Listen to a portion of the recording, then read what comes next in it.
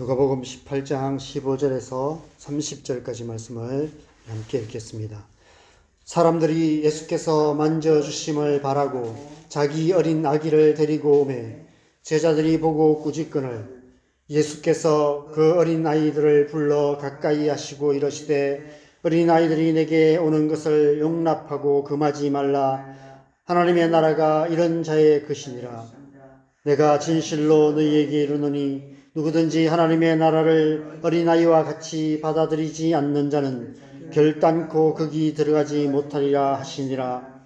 어떤 관리가 물어 이르되 선한 선생님이여 내가 무엇을 하여야 영생을 얻으리까? 예수께서 이르시되 네가 어찌하여 나를 선하다 일컫느냐? 하나님 한 분 외에는 선한 이가 없느니라.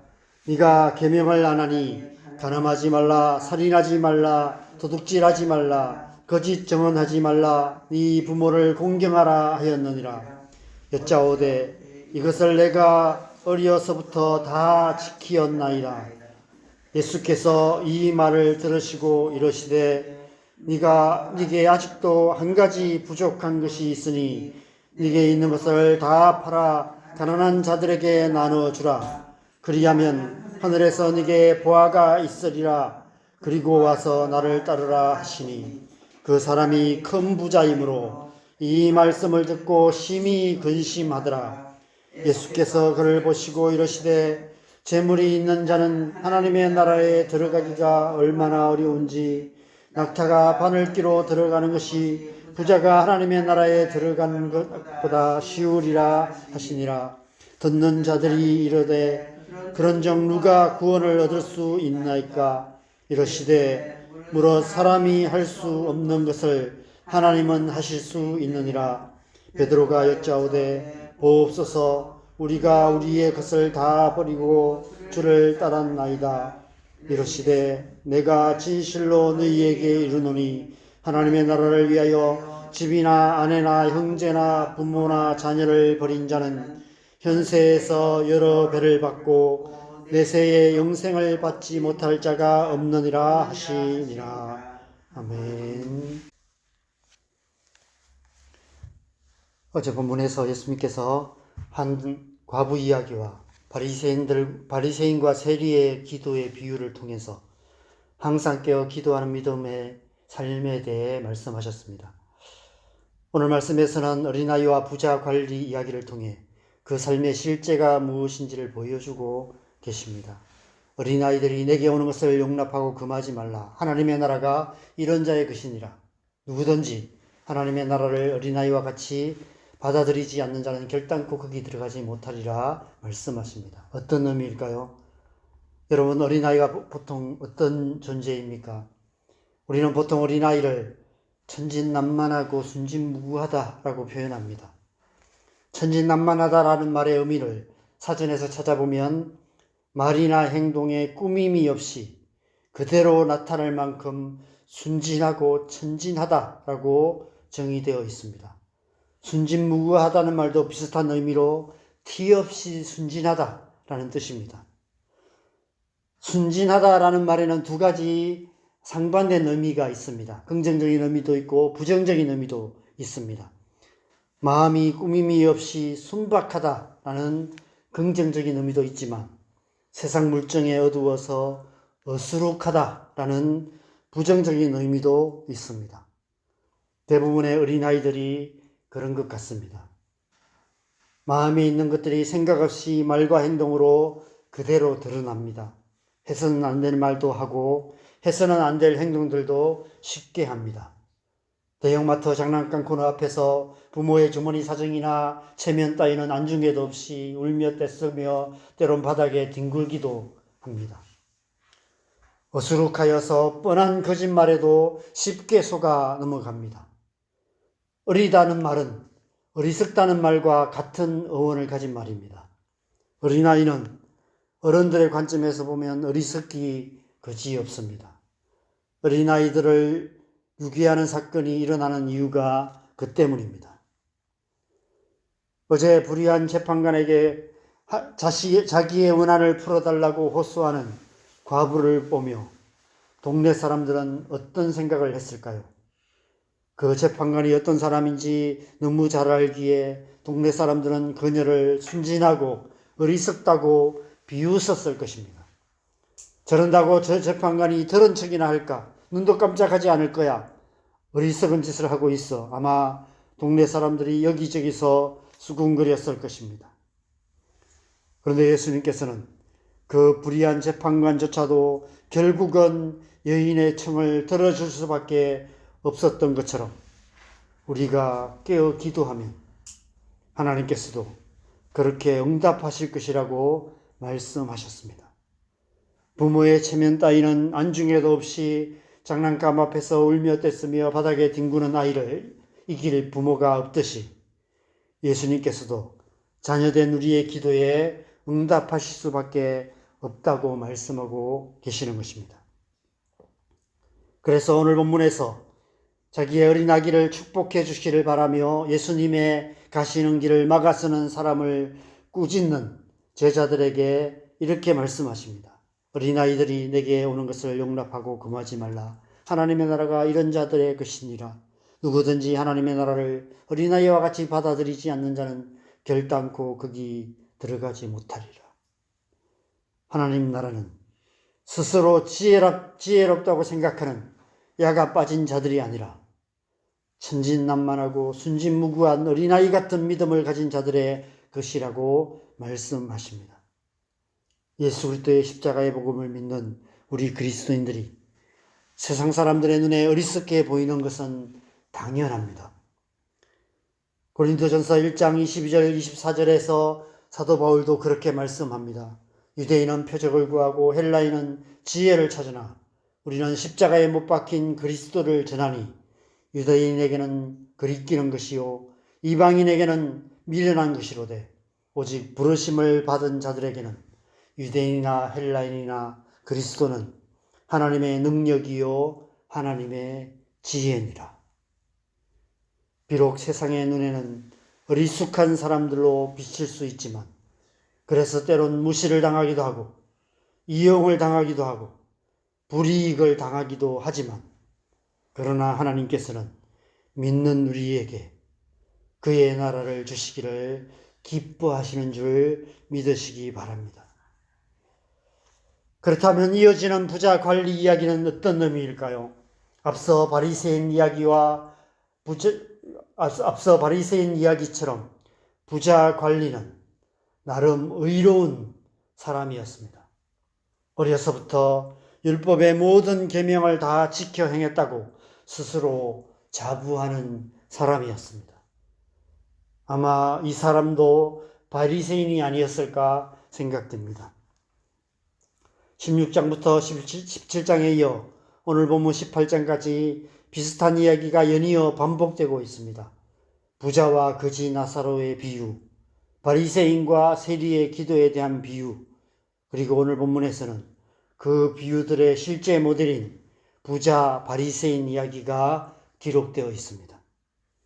그래서부터 율법의 모든 계명을 잘 지켜 행함으로 하나님의 축복을 받아서 부자가 되었다고 스스로 확신하고 있는 어떤 부자 관원이 예수님 앞에 나와 이렇게 묻습니다. 18절 하반절에 선한 선생님이여 내가 무엇을 하여야 영생을 얻으리이까? 그는 왜 예수님께 이런 질문을 했을까요?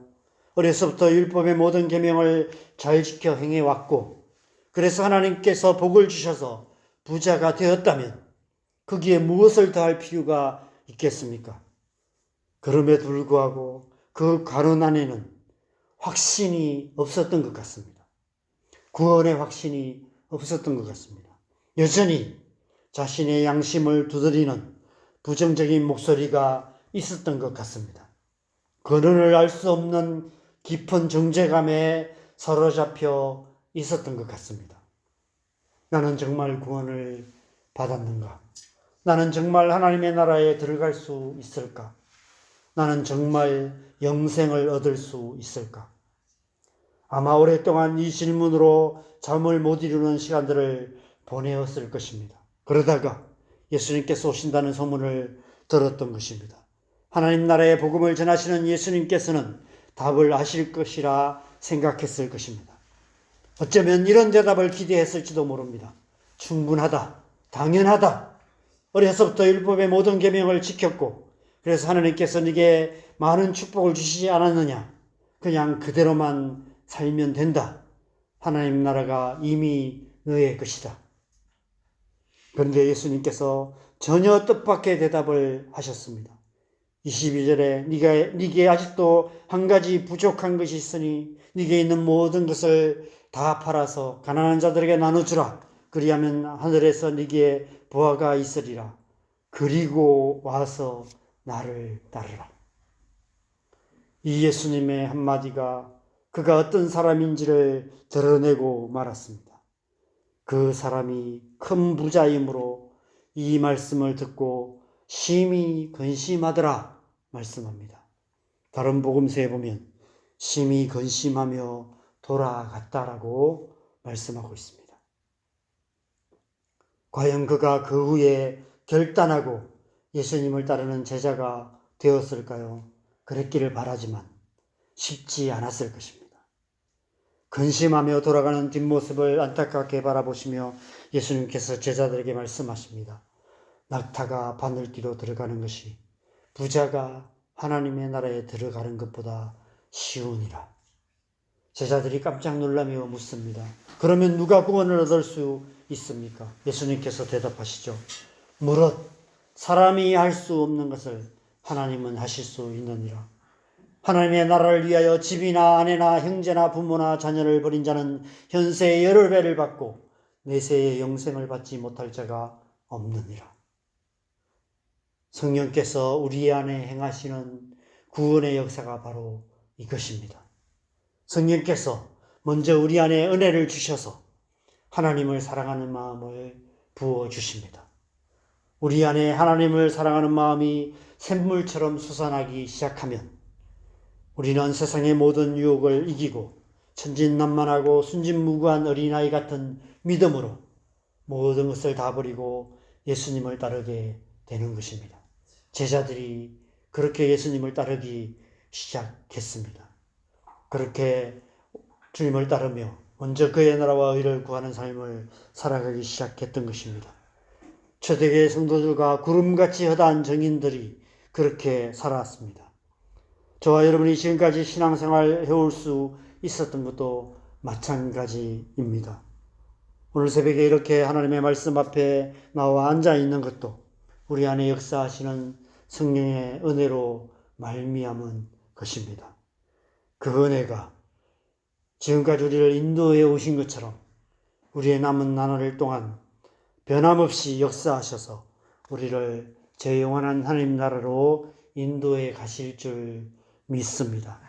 그 은혜를 힘입어서 오늘 하루도 우리가 예수 그리스도를 따르는 예수님의 제자로 힘있게 살아가시기를 바랍니다. 그러한 삶을 통해서 우리의 삶 속에 우리의 가정 가운데 하나님의 나라를 이루어 가시는 저와 여러분 되시기를 바랍니다. 날마다 성령으로 충만하여서 성령의 은혜를 힘입어 천진난만하고 순진무구한 어린아이 같은 믿음으로 오직 예수님만을 따르는 저와 여러분 되시기를 주님의 이름으로 간절히 축원합니다. 우리 함께 기도하겠습니다. 우리 안에 그 믿음 주시기를 기도하십시다. 계산하지 않고 재지 않고 망설이지 않고 머뭇거리지 않고 오직 주님 말씀을 따라서 담대하게 믿음으로 살아가는 우리의 삶 될 수 있도록 우리 안에 성령의 은혜를 부어주셔서 하나님을 사랑하는 마음, 하나님을 믿는 마음, 하나님 나라를 소망하는 마음으로 믿음과 사랑과 소망 가운데서 날마다 주님만을 따르는 예수님의 제자로 살아갈 수 있도록 이 새벽에 우리 안에 성령의 은혜로 충만하게 하여 주시도록, 그래서 우리의 남은 나날 동안 이 땅 가운데서 하나님 나라를 향해서 힘있게 살아가는 우리의 삶 되게 하여 주시옵소서. 그 은혜를 구하면서 함께 기도하겠습니다. 기도하십시다. 하나님 아버지, 우리를 하나님의 백성으로 부르시고 하나님 나라를 향해서 살아가게 하심을 감사합니다. 지금까지 우리를 그렇게 인도해 오셨고 이제 우리의 남은 나날 동안 변함없는 은혜로 우리를 이끌어 가시는 줄 믿습니다. 오늘 하루도 우리를 주의 성령으로 충만하게 하셔서 삶의 모든 순간순간마다 오직 하나님의 은혜를 힘입어서 오늘 하루도 주님의 백성으로서 주님의 백성답게 살아갈 수 있게 하여 주시옵소서. 세상에 있는 헛된 것에 마음 빼앗기지 않고 오직 하나님의 말씀 붙들고 하나님 나라를 구하며 하나님 나라를 향해서 힘있게 살아가는 오늘 하루 되게 하여 주시옵소서. 그래서 우리의 삶을 통해서 우리의 가정과 우리가 살아가는 이 땅 가운데 하나님의 나라가 이루어져가는 복된 하루 될 수 있도록 은혜 베풀어 주시옵소서. 성령으로 충만하게 하시고 성령으로 기름 부어 주셔서 오늘 하루 삶의 모든 순간을 성령님과 동행하며 주님의 나라를 향해서 살아가는 복된 하루 살아갈 수 있도록 은혜 베푸시고 함께하여 주시옵소서. 언제 어디서 무엇을 하든지 주님과 동행하는 그런 하루 살아갈 수 있도록 은혜 베푸시고 함께하여 주시옵소서. 그리고 이 새벽에 우리가 또 우리의 가정과 자녀들을 위해 또 교회를 위해서 이 나라와 이 민족을 위해서 북한을 땅을 위해서 또 온 땅과 일방을 위해서도 우리 함께 기도하겠습니다. 하나님의 은혜 부어 주시도록 기도하십시다.